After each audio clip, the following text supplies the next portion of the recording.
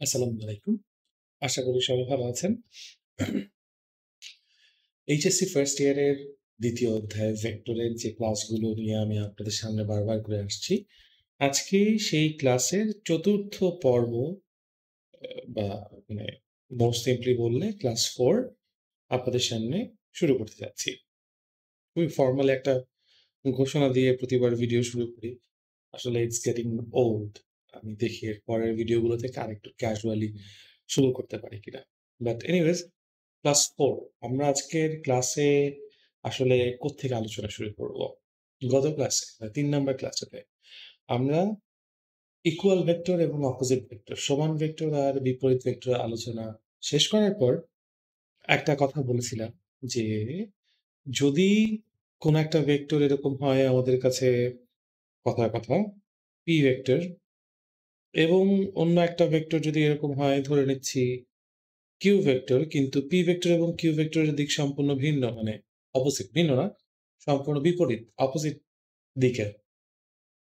এবং যদি তারা বিপরীত ভেক্টর হয় আমরা তখন বলতে পারি যে p is equals to -q। এটা কখন বলা যায়? বিপরীত ভেক্টরের ক্ষেত্রে বা অপোজিট ভেক্টরের ক্ষেত্রে এই কথাটা আমরা বলতে পারি। যেটা খুব চমৎকার।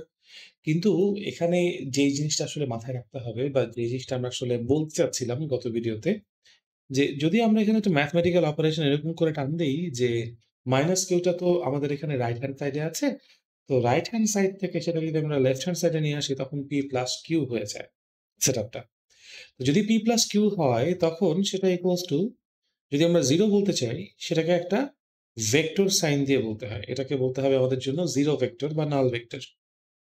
0 ভেক্টর বা নাল ভেক্টর। এবং এটা আমাকে বলতেই হবে, তার কারণ হচ্ছে একটা সমীকরণের যে দুটো পক্ষ আছে বা দুটো সাইড আছে বা দুটো left hand side and right hand side, সেই দুটো সাইডকে অবশ্যই সিমেট্রিক্যাল হতে হয়। দ্যাট মিনস আমার বাম পক্ষে যদি ভেক্টর রাশি থাকে ডান পক্ষেও আমাকে ভেক্টর রাশিকেই রাখতে হবে। ব্যাপারটা এরকম। তো আমরা বলতে পারি অনেকটা একটা গাণিতিক প্রয়োজনীয়তা বা ম্যাথমেটিক্যাল নেসেসিটি থেকে আমরা এই 0 ভেক্টর এই টার্মিনোলজিটাকে নিয়ে আসি। একেবারেই গাণিতিক প্রয়োজনীয়তা বা ম্যাথমেটিক্যাল একটা নেসেসিটি আমাদের 0 ভেক্টর বা নাল ভেক্টরকে নিয়ে আসা। তো আমরা আমাদের আজকের ক্লাসটা শুরুই করব এই 0 ভেক্টর বা নাল ভেক্টরের সংজ্ঞা দিয়ে। আমরা আসলে স্পেশাল কিছু ভেক্টরের কথা বলছিলাম। আমরা যদি আগের নাম্বারিং গুলো ফলো করি, সমান ভেক্টরকে ১ নাম্বার দিয়েছিলাম, বিপরীত ভেক্টরকে ২ নাম্বার দিয়েছিলাম, তাহলে 0 ভেক্টর আমাদের জন্য ৩ নাম্বার। 0 ভেক্টর যেটাকে বাংলায় বলে শূন্য ভেক্টর। শূন্য ভেক্টর। তো শূন্য ভেক্টরের সংজ্ঞা যদি আমাদের বুঝতে হয়, এখানে আমরা বুঝতেই পারছি যে শূন্য ভেক্টরের মান কত হবে? মান হবে 0। দ্যাটস ওয়াই সে শূন্য ভেক্টর। তো শূন্য ভেক্টর সম্পর্কে আমরা কি বলবো? যেই ভেক্টরের মান শূন্য। যেই ভেক্টর এর মান শূন্য। হুম? এবং যার সুনির্দিষ্ট দিক নাই। সুনির্দিষ্ট দিক নেই। অর্থাৎ magnitude 0, a vector which has a magnitude of 0 and ওফ! আমার my bad, জোরে একটা সাউন্ড বোধহয় শুনছেন কজ মাইকের সাথে আমার হাত লাগছে। বাট যাই হোক, magnitude of 0 and no specified direction. No specified direction. যেই ভেক্টরের তাকেই আমরা বলবো হচ্ছে শূন্য ভেক্টর বা 0 ভেক্টর। এখন দেখেন, একটা মিসকনসেপশন বাজারে কিন্তু প্রচলিত আছে, সেটা হচ্ছে শূন্য ভেক্টরের কোনো দিক নাই। আমরা বলছি শূন্য ভেক্টরের কোনো সুনির্দিষ্ট দিক নাই। ম্যাক্সিমাম মানুষজন বলে শূন্য ভেক্টরের দিক নাই। দিক নাই কথাটা সম্পূর্ণ ভুল।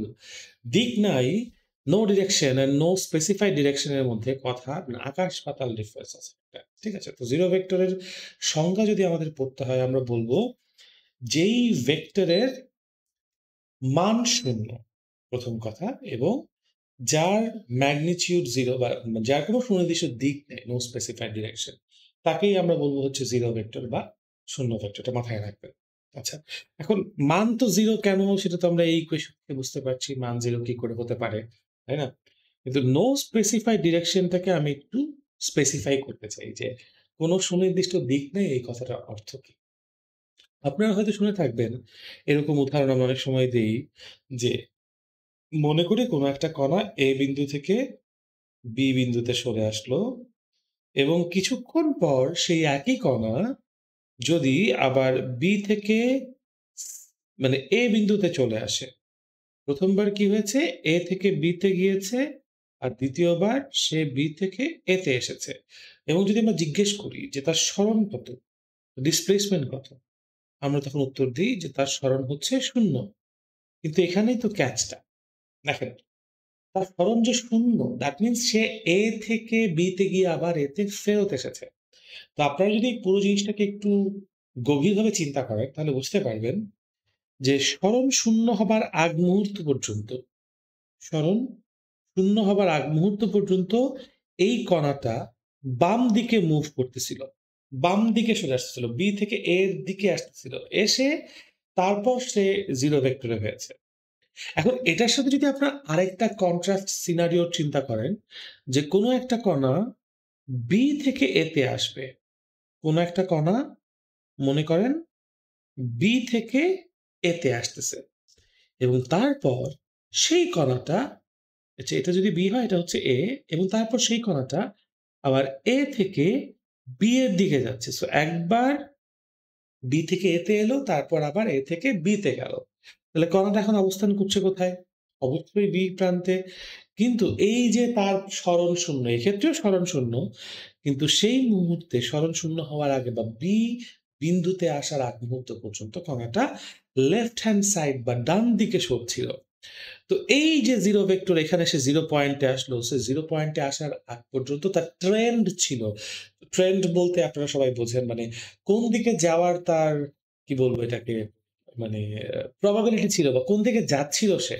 কোন দিকমুখী হয়ে যাচ্ছিল। সে A থেকে B এর মুখে হয়ে যাচ্ছিল। সো দ্যাট ইস ওয়াই এই ক্ষেত্রে শূন্য ভেক্টর যদি হয়, তার ডিরেকশনটা হবে A থেকে B এর দিক বরাবর এসে সে শূন্য ভেক্টরে ১ম ক্ষেত্রে যদি হয় তাহলে সে B থেকে A বরাবর অর্থাৎ লেফট হ্যান্ড সাইড ডিরেকশন থেকে হয়ে সে 0 ভেক্টরে বা 0 সরণে এসেছে। তো দিস ইস ওয়াই যদি আপনাকে আমি এই কনটেক্সটটা না দিই যে কণাটা কি A থেকে B তে গিয়ে A তে এসেছে?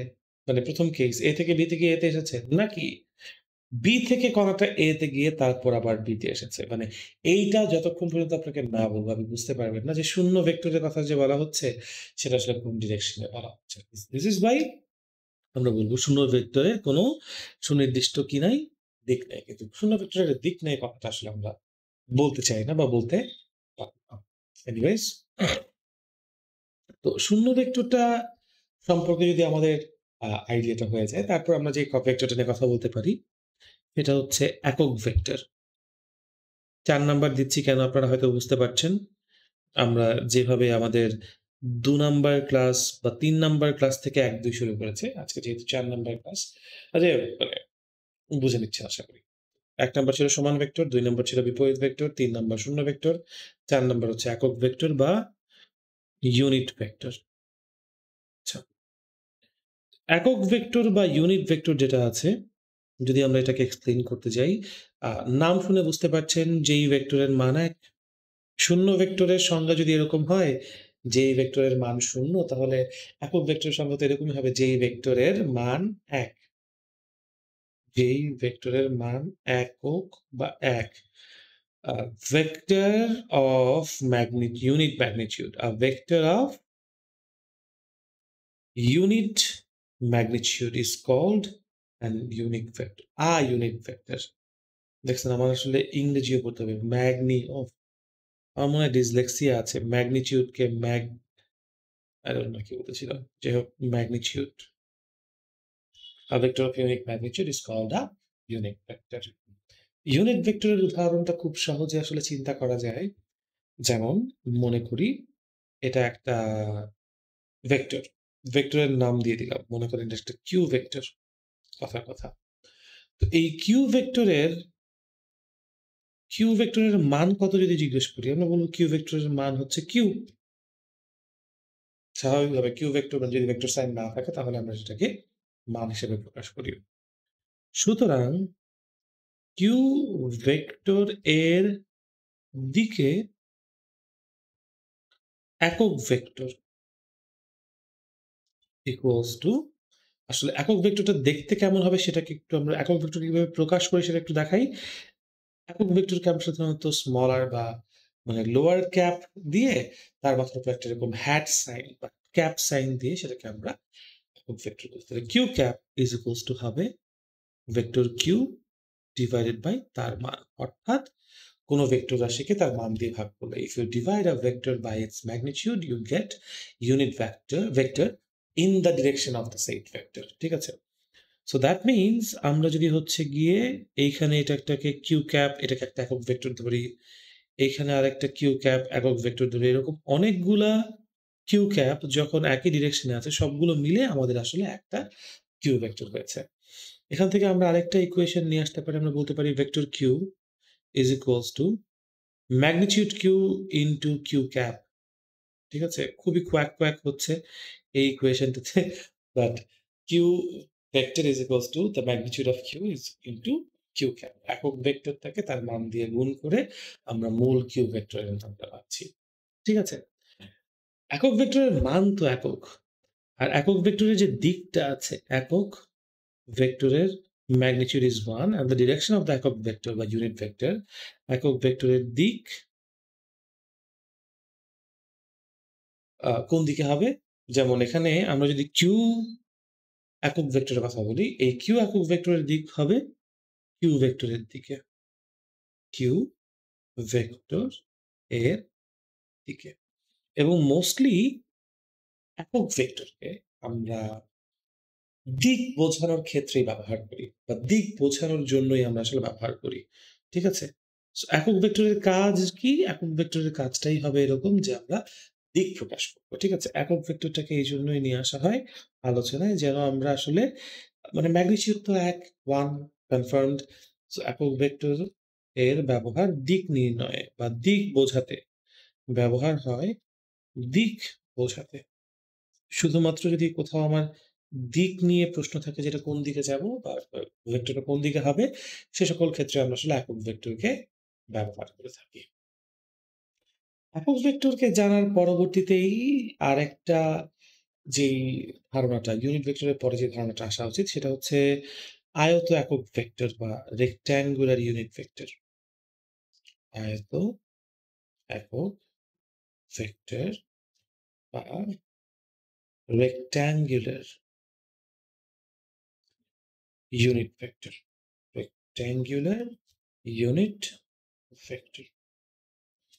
প্রথম কথা আমরা একটু মাথায় রাখবো যে এই আয়ত একক ভেক্টর বা রেক্ট্যাঙ্গুলার ইউনিট ভেক্টর এটা একটা ত্রিমাত্রিক কাঠামো ব্যবস্থা বা থ্রি ডিমেনশনাল রেফারেন্স ফ্রেমে, ত্রিমাত্রিক কাঠামো অথবা 3D বা থ্রি ডিমেনশনাল ফ্রেম অফ রেফারেন্সের জন্য ব্যবহৃত। ঠিক আছে? আচ্ছা, এখন হাউ ডাজ ইট ওয়ার্ক, এই থ্রি ডিমেনশনাল ফ্রেম অফ রেফারেন্সের ব্যাপারটা কিভাবে কাজ করে এটা বোঝার জন্য আমি আপনাদেরকে একটা সিম্পল ড্রয়িং এঁকে আগে দেখাই। মনে করেন এটা একটা বক্স। বক্স বলতে আমরা আসলে বোঝাতে চাচ্ছি এটা একটা ঘনবস্তু। ঠিক আছে? মানে ঘনবস্তু, এবং সেই ঘনবস্তুটা দেখতে মনে করেন এরকম অনেকটা। আমি যদি একটু আঁকি ঘনবস্তুটা, এই হচ্ছে গিয়ে একটা বক্স মনে করেন আমার কাছে আছে। এটা যদিও আমাদের একটা কার্ভ হয়ে গেছে, এটা it should not be a curve. Straight লাইনে আঁকতে চাচ্ছি। তো এই হচ্ছে আমাদের জন্য ঘনবস্তুটা আঁকা হয়ে গেল। ঠিক আছে? এই ঘনবস্তুটার যে কোনো একটা পয়েন্টকে আমরা রেফারেন্স পয়েন্ট ধরলাম। যেমন এই বিন্দুটা আমার জন্য হচ্ছে ও বিন্দু, রেফারেন্স পয়েন্ট। তো থ্রি ডিমেনশনাল স্পেসে আমরা যদি ৩ টা ডিমেনশন চিন্তা করি, এক্স অক্ষ হচ্ছে ডান দিকে রান করছে ও বিন্দু থেকে। এটা বুঝতে পারছেন? ওয়াই অক্ষটা সোজা উপরের দিকে চলে যাচ্ছে। তাই তো? আর যে জেড অক্ষ আছে সেই জেড অক্ষটা এই নীল রেখা বরাবর আমাদের স্ক্রিন থেকে বাইরের দিকে আসছে বলে মনে হচ্ছে। এই ৩ টা হচ্ছে আমাদের জন্য x অক্ষ, y অক্ষ এবং z অক্ষ নির্দেশকারী রেখা। 3 dimensional frame of reference এ। এখন এই 3 dimensional frame of reference এ আমরা তো বারবার করে বলতে পারব না যখন বর্ণনা দিব যে x অক্ষ বরাবর ২ ঘর যাও, y অক্ষ বরাবর ৩ ঘর যাও। এগুলা বলাটা তো খুব ডিফিকাল্ট ব্যাপার। তো দিস ইস ওয়াই আমরা যদি এই x অক্ষ, y অক্ষ এবং z অক্ষ বরাবর একক ভেক্টরের কিছু নোটেশন ফিক্স করে ফেলি, তখন আমরা যেটা করতে পারি আমরা তাদেরকে খুব সহজে এক্সপ্রেস করতে পারি। তো x অক্ষ বরাবর যে একক ভেক্টরটা আছে সেটাকে i ক্যাপ দিয়ে যদি প্রকাশ করা হয়, তো কনভেনশন।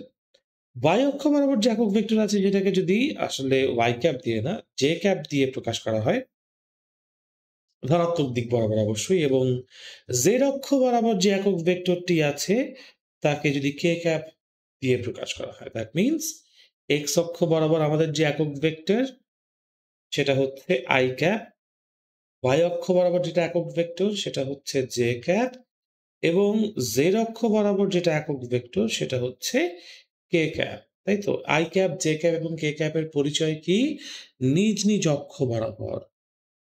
নিজ অক্ষ বরাবর একক vector. Unit vectors according to their own axis system আরকি। যদি হয় তখন এই i, j, k এই ৩ জনকে একত্রে আমরা আয়ত একক ভেক্টর বা rectangular unit vector নামে ডাকি। বুঝতে পারছেন? তো this is a complete notation. মানে নোটেশন গুলো এভাবেই রাখি আমরা, কারণ নোটেশন গুলো দিয়ে আমরা যেন আসলে বেসিক্যালি সিচুয়েশন গুলোকে এক্সপ্লেইন করতে পারি। এক্স অক্ষ, ওয়াই অক্ষ এবং জেড অক্ষ ব্যাপারটাকে খুব কনসাইজলি যেন আমরা এক্সপ্লেইন করতে পারি। দিস ইজ ওয়াই আমরা আয়ত একক ভেক্টর বা রেক্ট্যাঙ্গুলার ইউনিট ভেক্টরকে i ক্যাপ, j ক্যাপ এবং k ক্যাপ দ্বারা প্রকাশ করে থাকি সাধারণত। এগুলো নিয়ে আমরা আরো ডিটেইলস এ কাজ করব সামনে, যখন আরো ডিফারেন্ট, ডিফারেন্ট ম্যাথমেটিক্যাল প্রবলেম আমাদের সামনে আসবে। স্পেশালি ভেক্টর বিভাজন নিয়ে যে প্রবলেম গুলো আছে সেগুলো যখন আসবে তখন কিন্তু i, j, k এগুলোর খেলা শুরু হয়ে যাবে। তো তার আগে একটু বলে নিলাম, আয়ত একক ভেক্টরের পরে আরো অনেকগুলো ভেক্টর আসলে আছে। যেমন অবস্থান ভেক্টর। ৬ নাম্বারে আপনারা অবস্থান ভেক্টর বা পজিশন ভেক্টরের কথা চিন্তা করতে পারেন। বইয়ে আছে, সংজ্ঞা পড়ে নেবেন। আ তারপর আছে ব্যাসার্ধ ভেক্টর। অবস্থান আর ব্যাসার্ধ ভেক্টর অনেকটা কানেক্টেড বাট পুরোপুরি কানেক্টেড না। মানে পুরোপুরি একরকম না। তারপর আর কি আছে? যেমন বিপ্রতীপ ভেক্টর, বিপ্রতীপ বা রিসিপ্রোকাল ভেক্টর বলে একটা ভেক্টর আছে। তারপর 8, 9 স্বাধীন ভেক্টর বা ইন্ডিপেন্ডেন্ট ভেক্টর বলে একটা ভেক্টর আছে। ঠিক আছে? এরকম অনেক রকমের ভেক্টরের সংজ্ঞা আছে। আমি সাধারণত আপনাদেরকে যে রেফারেন্স বইটা সাজেস্ট করি, সেলু স্যারের বই, সেই সেলু স্যারের বইয়ে বোধহয় ২১ বা ২৪ এরকম সংজ্ঞা আছে, এরকম বিভিন্ন, বিভিন্ন ভেক্টরের। তো আমি আপনাদেরকে রিকোয়েস্ট করব এই ২১ বা ২৪ রকমের সংজ্ঞাগুলো একটু মনে রাখতে এবং পড়তে, কারণ এগুলো অনেক ক্ষেত্রে আপনাদের থিওরিটিক্যাল জার্নিটা সহজ করবে এবং অনেক জিনিসপত্র বুঝতে আপনাদেরকে সাহায্য করবে। ঠিক আছে? তো এগুলো একটু পড়বেন বাসায় ভালোমতো, এবং যে সকল সংজ্ঞা পড়ে আপনারা বুঝবেন না, কোন কনফিউশন থাকবে, সেগুলো আপনারা কিন্তু আমাদেরকে প্রশ্ন করতে পারেন। আমাদেরকে প্রশ্ন করার জন্য আপনারা ইমেইল ব্যবহার করতে পারেন। আমাদেরকে আপনারা ইমেইল করতে পারেন এই ঠিকানায় nahian@thephysixguy.net এই ঠিকানায় আপনারা আমাদেরকে ইমেইল করতে পারেন। ঠিক আছে? nahian@thephysixguy.net এই যে দেখতে পাচ্ছেন, মাঝখানে একটু আমার মাথার জন্য ঢেকে গেছিল। বাট যাই হোক, এই ঠিকানায় আপনারা যদি ইমেইল করেন, আমরা ইনশাআল্লাহ আপনাদের ইমেইলগুলোর উত্তর দিব। আপনারা চাইলে এই সংজ্ঞাগুলোকে নিজেদের মতো করে লিখে আমাদেরকে ইমেইলে পাঠাতে পারেন, দেখার জন্য যে এভাবে লিখলে আসলে পরীক্ষার হলে স্যার নাম্বার দিবেন কিনা। আমরা ইনশাআল্লাহ ইমেইলগুলো চোখে পড়লে অবশ্যই রিপ্লাই দিব। কিন্তু ইমেইল করতে হবে আপনাদেরকে। ঠিক আছে? তো আজকে এই পর্যন্তই।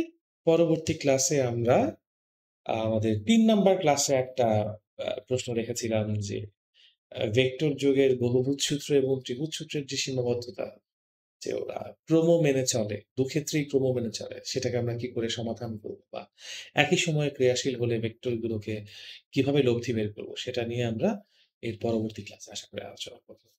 ততদিন পর্যন্ত ভালো থাকবেন। Thank you. আসসালামু আলাইকুম।